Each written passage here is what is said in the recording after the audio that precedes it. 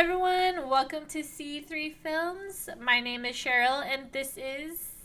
Chris. And today we are doing another episode of It Wasn't That Good on the whole season of Ahsoka. So we've already had an episode of the beginning, our first initial thoughts on Ahsoka. Now we're going to talk about the entire series as a whole, or the whole first season as a whole.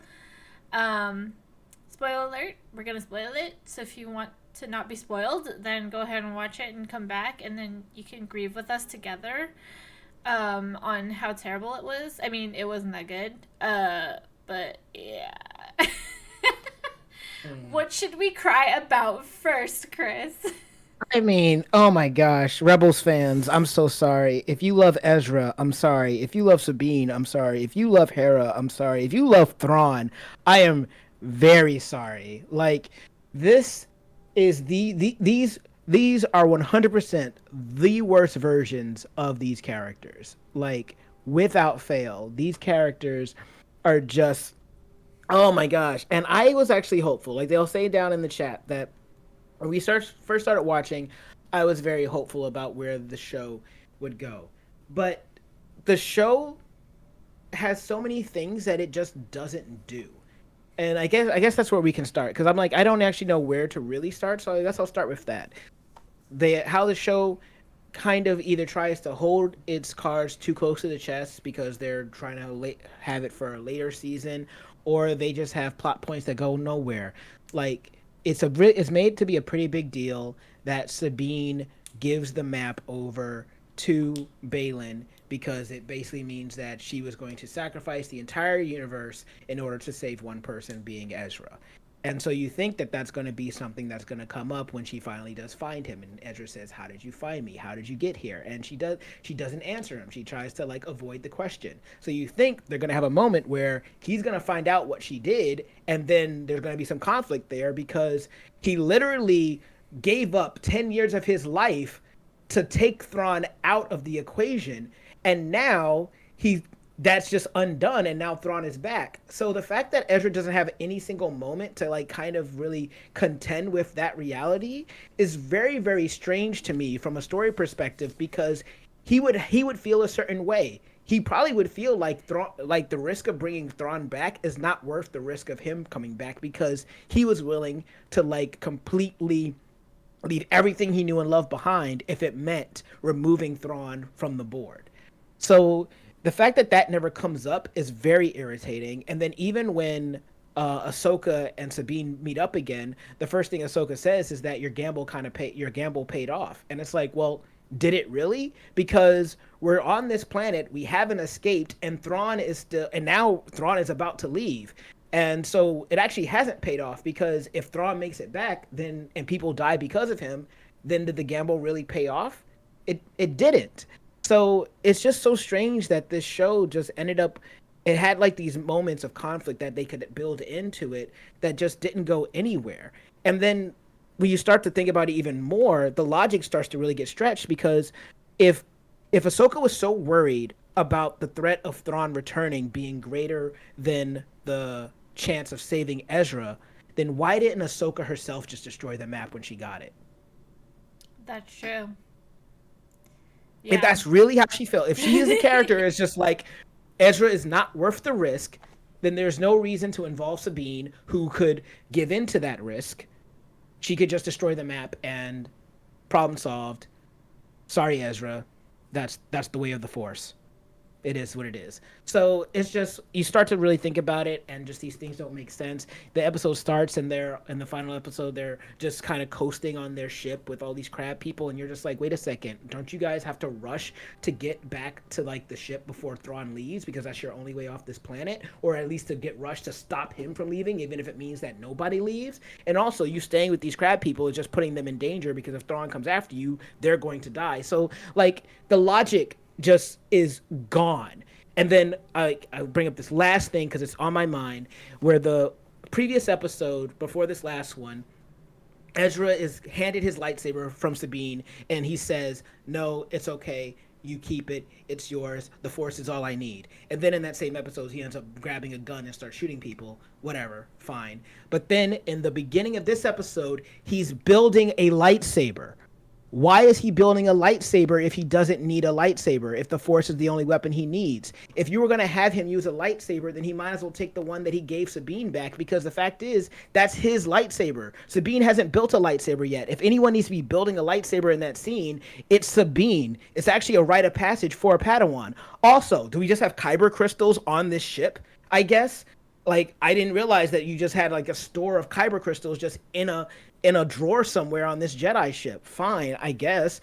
But like, that whole scene just exists so that you can know that the emitter that he's using is the same one that Kanan used. But anyone that had been paying attention already knew that Shin had Kanan's lightsaber, and we were waiting for that to come up. Like, literally before the show even began, when people were looking at trailers, we could see that she had Kanan's lightsaber. So we thought it was going to be a thing. So then it's even weirder that Ezra, who fights her and actually stops the lightsaber with his hands, doesn't recognize that that's Kanan's lightsaber.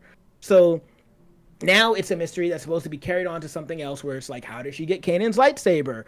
But it's one of those things of like, these are story points that are interesting to discuss right now.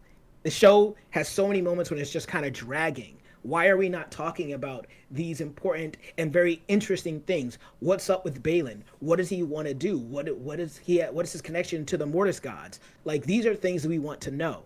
And then most other people don't even know what the Mortis gods are. You're not going to know who they are because they're not even mentioned in the show. It's just like, hey, if you've seen Rebels, then you might know. And then even then, you might not even recognize that the statue is of the brother, the father, the brother, and the sister's statue is destroyed.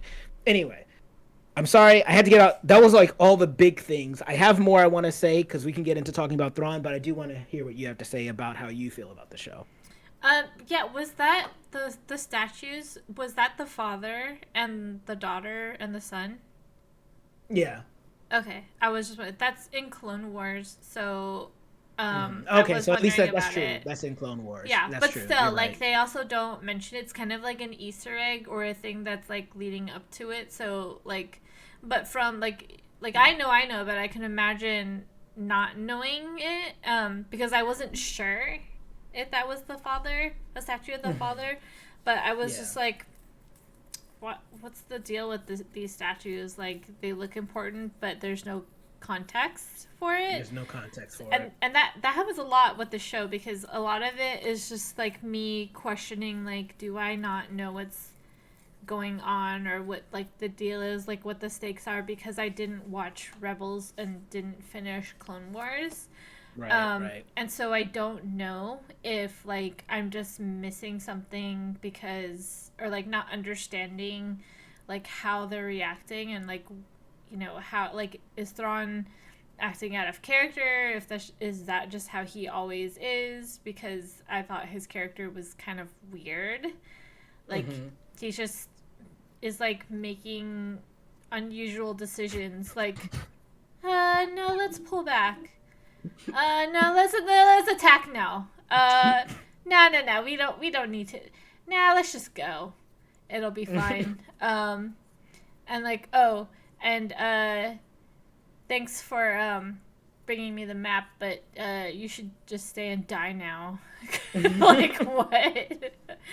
Yeah, it was just weird. I was just like, what is this character? And because he's like the Empire, like, and he has like a handful of stormtroopers, and I was like, is he going to single-handedly bring back the Empire without the Emperor? Because supposedly, you know, if you pretend that the what do you call it, the sequel trilogy doesn't exist, then you're like, the Emperor's dead, dude, like what are you gonna do? And then if you believe that it should exist, the sequel trilogy should exist, then it's like, how do you know if the Emperor is dead or not at this point? um so it's like the threat of Thrawn, I don't understand, because there's Yeah. never at any point in the show do they explain why he's a threat? Because to me, I'm like, he's one guy with one Yeah. cruiser and stormtroopers, and like, yes, I guess the witches can make them zombie troopers, but at the end of the day, like, they're severely outnumbered unless there's another force of like soldiers somewhere else waiting for him to come back, and Yeah. they kind of have to know that he's going to come back. So Right. I there's a mean, lot and of questions there. right, and I think they're trying to imply, like, because in Mandalorian, they were trying to imply it too, that there are people that are trying that some pockets of the Empire that still exist, and they're trying to bring back Thrawn together so that he can rally as their leader and whatnot and whatnot. And then Rain, you just brought up something else. Yeah, the cargo. Maybe, but also the cargo's not explained. Like, what is his cargo? What is that whole deal? Also, he finishes like packing the cargo and then doesn't just leave. Like, why is he on the ground? Why did they bring the giant space ring down to the planet as opposed to like flying the ship up to the space ring to connect and dock with it in space? And then why is he not sending why when he realizes where Ahsoka and them are, why doesn't and they down the Jedi ship, why doesn't he send more fighters to just blast them based on their last location when they're running around on just dogs? Why does he wait for them to get all the way to the actual ship when the only point is that if they don't get on the ship then they lose? Like, the thing about Thrawn is this, that he is not played as like a military genius. Like, he has all these plans or things that he does and they fail, but then he makes it sound like they succeeded where he says, acceptable losses. That is within the realm of expectation. And you're just like, you're losing. You're just losing. This is our first time getting to see you as who you are for people who have no idea what Rebels is. Like, you have to come across like an actual problem. And the truth is, it's sad to say, but the way to make this character feel like a threat is if he kills somebody that we care about. That's the way you take him seriously. And yeah, I don't want Sabine, Ezra, or Ahsoka to die, but the truth is, if you really want to be afraid of this character or make this character come into a new like world and have people really think to themselves, "Oh my gosh, this guy is like trouble," then he has to kill someone you care about. Just straight up. But Mm-hmm. no one was going to die in this episode, so there is no real like risk to anything. Thrawn wasn't going to die, Ahsoka, Ezra, and Sabine weren't going to die, so there wasn't any like real true stakes as far as what we were worried about losing in this episode. And as a result, because he kept making plans that these three people were able to like get around, it doesn't feel like he's actually that smart at all. It doesn't feel like he's legitimately a threat because every plan that he came up with failed to the point where he actually had to like sacrifice one of his lieutenants just to like buy himself some more time when it didn't need to go down like that. Like, you want to show him as a military tactician, then he should be legitimately running circles around these people. And if like he's basically Kira, he is Light from Death Note. He is Light from Death Note in the Star Wars universe. If you aren't on his level, you don't come close to being able to beat him. So the how Thrawn was portrayed is that was also very frustrating. But there are some good things in the episodes, like the actual fight scene between Morgan and Ahsoka looked good in this episode. I didn't realize that the woman who's playing Morgan is actually a seasoned martial artist, so she was looking really good when she was fighting. And I mean, just like with Anakin, like they both look better than Rosario herself, but Rosario's not a stunt person or anything else like that, so I get it. But this is also why I like would like to see stunt people used more often in these shows. It's because Ahsoka is supposed to be a fast, nimble character, so it feels weird when she's not doing the things that we're used to her doing. So anyway, I'll kick Yeah. it back to you. No, I agree. Like in that fight, I actually thought that Ahsoka was not very impressive. It just seemed like that whole thing. It just seemed like she was very slow to react to stuff, and it Mm-hmm. just felt a little boring to me because it just seemed like, there wasn't a lot of like, there was just a lot of like, like I Mm-hmm. could do that, I guess, sort of, but Mm-hmm.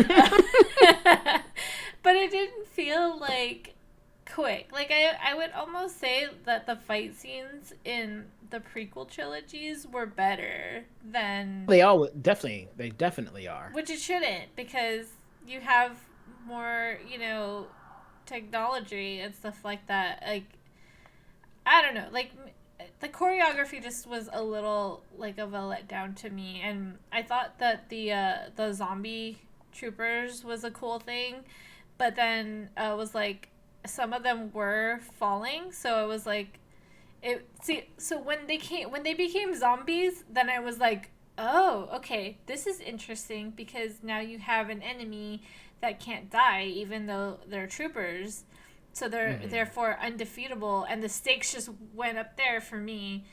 But then Hmm. it like fell down again because they were being taken out anyway, so I was like, oh, so they're not like, so they can die again after all, which was weird because they weren't before. So it was just a little inconsistent for me, because it was conveniently convenient when it needed to be, and it wasn't inconveniently inconvenient when it should have been. So Oh yeah, no, absolutely. Because also, if you think about Merrick, the Inquisitor looking guy, because he was implied to be a zombie himself, so he was also alive and well. But the question that you then start to ask, Cheryl, is if all of these troopers are zombies that can be brought back with the Night Sisters, how has Thrawn sustained any losses? Because everyone should be able to just be able to come back, right? Especially since Merrick was able to be alive in a whole nother galaxy. It seems like child's play for them to keep people alive on the same planet as them. So I any of the mean, troopers that in the crashes or anything else like that, the troopers that they fought like within the first time they got on the planet, they should all just came back. yeah. Unless like they define it with the scope of the power, like maybe if they, made it clear that the Night Sisters would always have to be chanting the whole time, and if the Yes, chant got right. broken, then the spell is broken, something like Sure. that, but they Yeah. don't do anything like that. So then it's just like, okay, so now like first they can't die and now they can. And so it doesn't matter anymore. They can just get like they're just regular guys again. So the threat becomes low again. So like just the whole thing with Thrawn and like the enemies and everything, like the stakes just never felt very like high. I never felt worried for my characters except for Hmm. when the troopers became zombies, but then that fizzled out so quickly. So it's just like letdown after letdown, even from like a perspective of someone not having any background on it. Hmm. I had sort of the same issues even with like when Sabine finally met up with Ezra. I was like, this Hmm. is such a like kind of a Hmm. letdown, because I Yeah. thought I thought she would be so excited to find him that she would like Both of run and them. hug him They would run and hug each and like other. cry, Exactly. like, but she's just like so chill, like, oh hey, I found you, and he's like, yeah, yeah, you did, and that's it. And then Hmm. they like talk about stuff, but it's like so cryptic because he's like asking her questions and she's like, I'm not gonna tell you about it.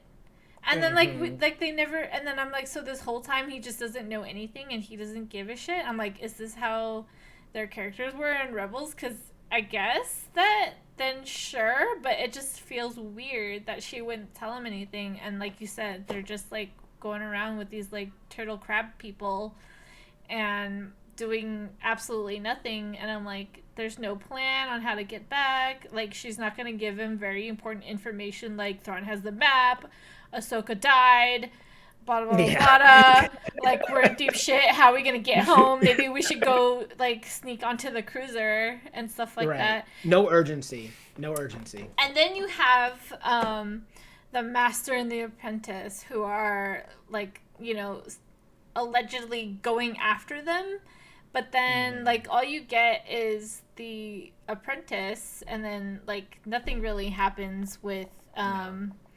what's his name, Balin. Balin, Yeah. and he just for some reason decides to leave, which I think he's still the most interesting character, but I wish they would give us a little bit more like Yes. information on why he's making the decisions that he makes, because there's something behind it, but like Hmm. they never give you anything. And so when the season ended, I was really surprised because I felt like I got absolutely no closure Nothing. for anything but like a cliffhanger of like, okay, so how are they going to get off? Like, I thought there would be this cool showdown where like Hera brings the cavalry, they figure out how like where they are, and then they stop Thrawn, or like they try to stop Thrawn, and he somehow gets away, and then he becomes a big threat because he was able to like get out of it, and they couldn't stop him, something like that. But like Mm. I don't know, it's just like I thought that there would be more, but there wasn't. Like I thought that they would just do more, but there was just a lot of like dilly dallying. Like, Yeah. no one was doing anything. Even Thrawn. Anything. Even Even Thrawn. Thrawn. He was just Even like, Thrawn. he's like, all right, He'll let's go pack up now. eventually. Yeah. We'll just leave when I feel like it. And oh, I guess I lost one too many times. But you know what? It's okay. It's all according to my plan. I knew it was going to Well, happen. right. No, you're 100% right. And I wanted to talk about like this emotion thing real quick for two reasons. Because one, when um so actually there's so many things, but let's say when Ezra leaves on the ship, I find it hard to believe that when he looks out and he sees Sabine and Ahsoka fighting for their lives, that he just goes on the ship and just says, I guess they'll figure it out. I find it hard to believe that he doesn't jump in a TIE fighter, which there were many behind him, and doesn't fly to go and see if he can rescue them at the very least, or maybe at the very most, get them to jump on with him and then them to go back onto the ship to stop Thrawn. It feels very, very disingenuous to me for Ezra to just be like, well, I guess they'll figure it out. They sacrificed so much to get here, but I'm on this ship. Nothing I can do, I guess. Bye. See y'all later. Like that felt so weird to me. I hated that. And then on top of it, then him going and seeing Hera. One, why is he still in the stormtrooper outfit? Why are you coming? That's how you get shot. At least take the helmet off. Yeah, he didn't have to Fine. come off the ship with the helmet on. I Yes. hated that scene. I thought it was so stupid. And I It's completely agree yes. with you. I was like, why did they have like he should have had like a conversation with Sabine for like and then have them decide like one of us needs to go Mm-hmm. so that we can send help to come back. And it has to be you, Ezra, because then no one cuz then everyone will believe what we have been trying to tell them, which is that Thrawn is back and that you aren't dead. You're the only Right. one, you're living proof of that. So it has That's to be true. you that goes back. But they never have that conversation. Nope. So like I could see that like what happened. I could see how that was the right thing to happen if they were going to take this route. But then Yeah. they never like They have built. like they could Yeah. have had such an emotional moment like I have to like we have to go back. No, we can't. Like you have to say like you need to go you need to tell them about Thrawn and it has to be you because they'll never believe me. Right. Yeah. And No. I have to help my master. Like how can you imagine how emotional that would have been, especially since they were talking about like they were really pressing on like the bond between a master and apprentice. Yeah. And No, you're see, right. also And that bothers me because master and apprentice is Sith stuff. This this is master and Padawan. on. So they keep saying apprentice, and I'm like, are you a Sith now? No, you're right. They didn't let the emotion breathe. They didn't build it. I mean, and then even with that continuing that scene with Hera, what happens? Hera just stands there. I was like, go No hug one the hugs boy. anyone. It's like not a thing. It's like Hera. That's like her kid. That's like her other kid that she helped raise. Like, there's no way she doesn't run to him. She thought he was dead and never coming back, and or at least gone and never coming back. So he's there, and she doesn't immediately hug him as soon as she sees him.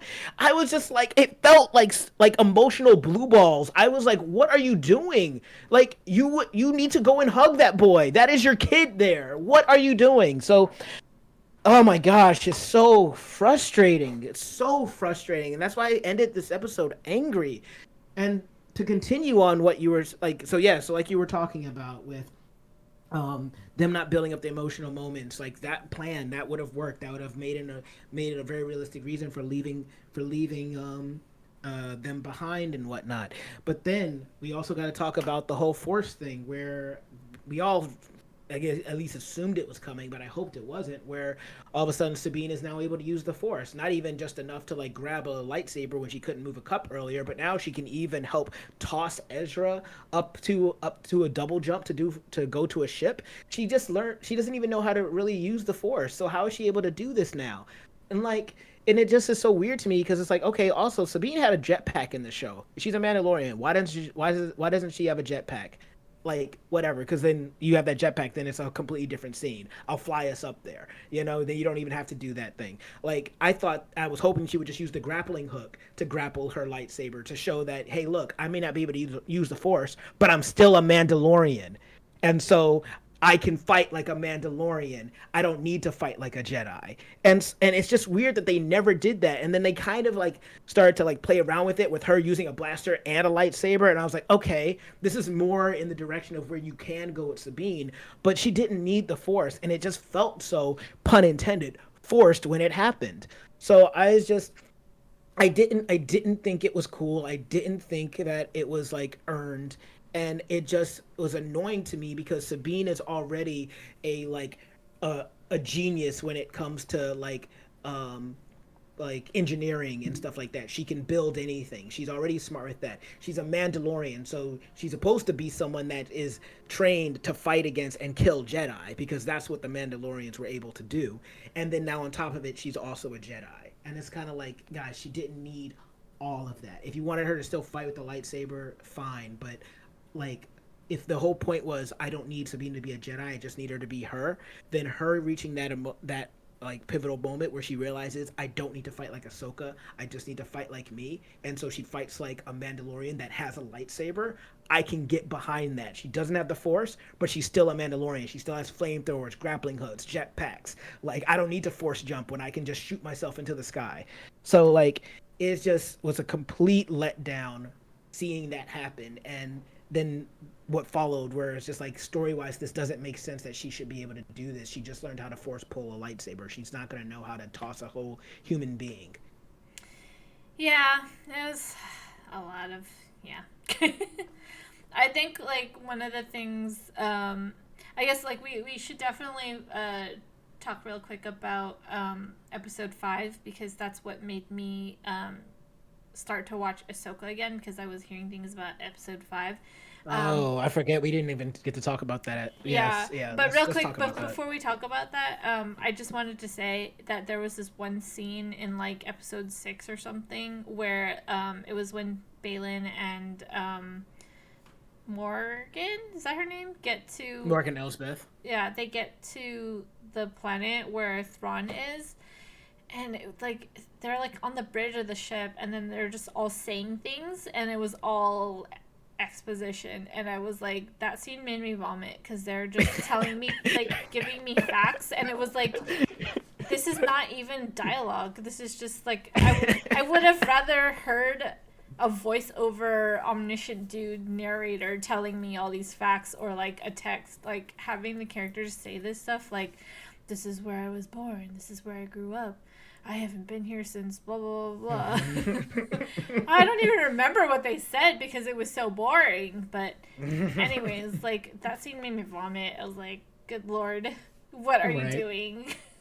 But episode 5 though, how did that make you feel? Because you said that was the reason you started watching Ahsoka again because you heard about I episode heard 5. about it, yeah, because I heard that Hayden Christensen came back for it, and I was like, all right, I'll check it out because everyone's saying nice things about it, and Mm-hmm. um, I hadn't seen that much of Clone Wars, so I don't think I got to that part, but I watched it with my boyfriend who has seen it, and he said this is right out of Clone Wars, so I thought that was cool that they did that.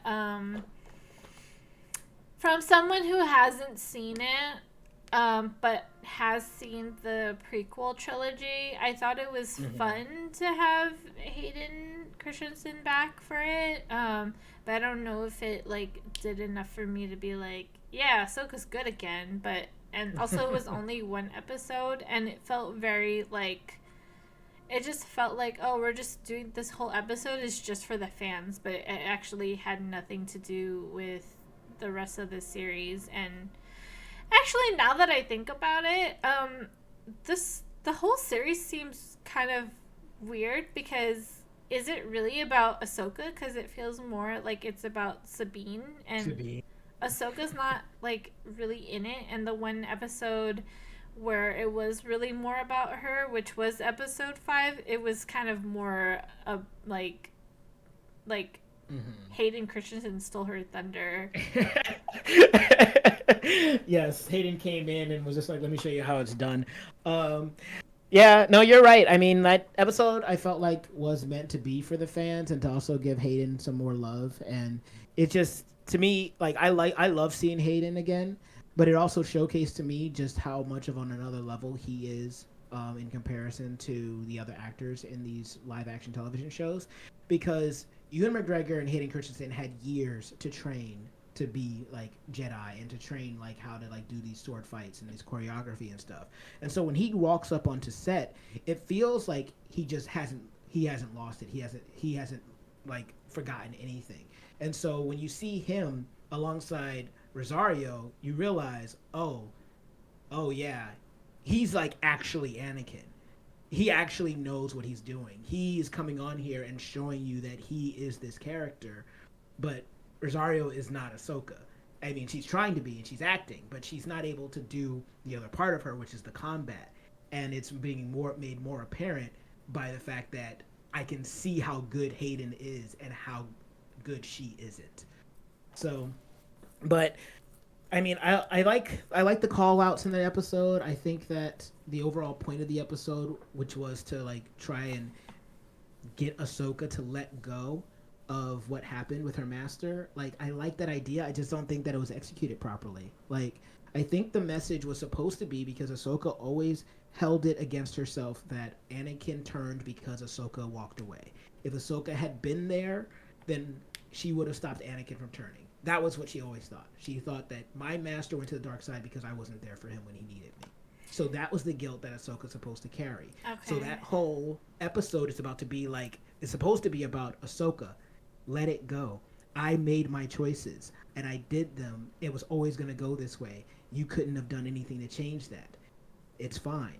It is what it is. Let it go. That's supposed to be the message for Ahsoka. And when she accepts that it isn't her fault, she can stop harboring guilt and anger and resentment towards herself for what happened to Anakin. That's supposed to be the message. Do you And I feel like don't think it came through. okay, I was just about to say cuz I did not get it at all. I was like I Yeah. don't get what this journey is that she's having with Hayden with Mm-hmm. Anakin. But the one thing I can say is from what I've seen of Clone Wars, the animation, um, I know that Hayden didn't actually do the voice work for the animated series, Mm-hmm. and he is definitely a different Anakin than in the movies. Right. I feel like Hayden Christensen did a really good job of playing Yes. the Anakin in Clone Yes. Wars. So I Yes. would give him an applause for that. But as for the rest of, I think it's really the writing. The writing Yeah, is just I the agree. disappointment for the show because I think that it had so much opportunity to do certain things and like it just fell really It just flat. fell apart. Yeah. And even what you mentioned with just Hayden, like Hayden actually took the time to say, like a couple of years ago, that he went back and watched the Clone Wars. I think way before Obi-Wan was even coming out, he watched the Clone Wars, and he said that he really liked what they did with the Anakin character. So when they told him that he was coming back, he had like kind of like did a review of the Clone Wars and like was looking at that, how that character was portrayed, and was trying to mix bits of that character with the character that he portrayed to make like this Anakin. I wouldn't have even been surprised if on that Ahsoka episode he walked up on the set and just said, "This is what Anakin would do," and then they said, "Yeah, go ahead, run with it." Because you're right, he does feel very similar to that character, who is completely voiced by a different character, the same way that Ahsoka's voiced by a different character, but he feels like the same person. Mm-hmm. So yeah, 100%. And I think that's a testament to Hayden Christensen and his dedication to this role. Well, I think that's it for me. Yeah, yeah. I am just. It's very. Oh my gosh, the chat wilding. Oh, Um, whoa. That's not what um, I was going she's like, that's not what for. I said. Yeah. Anyway, like I I ended up being angry with this episode because I love Clone Wars and Rebels so much, and I love these characters, and I love Thrawn as a villain in Rebels, and it just was very disappointing. I was disappointed and I was saddened, but it is what it is, and we'll see where we go from here. Like that they're gonna have a season two. We'll see what happens with that. We'll see if this is just gonna be something that ties into the movie, but we'll find out all together. Either way, what did you guys think about Ahsoka, the entirety of the series? Did you enjoy it? Do you think that we're being too hard on it? Do you think that it was better than we're saying? Or do you think that it's actually worse than even what we're expressing here? Whatever you thought about that and more, comment below. Let us know. And while you're down there, if you give us a like, share, subscribe. Even if you don't, though, I have been Chris, and this has been Cheryl, and I hate hugs.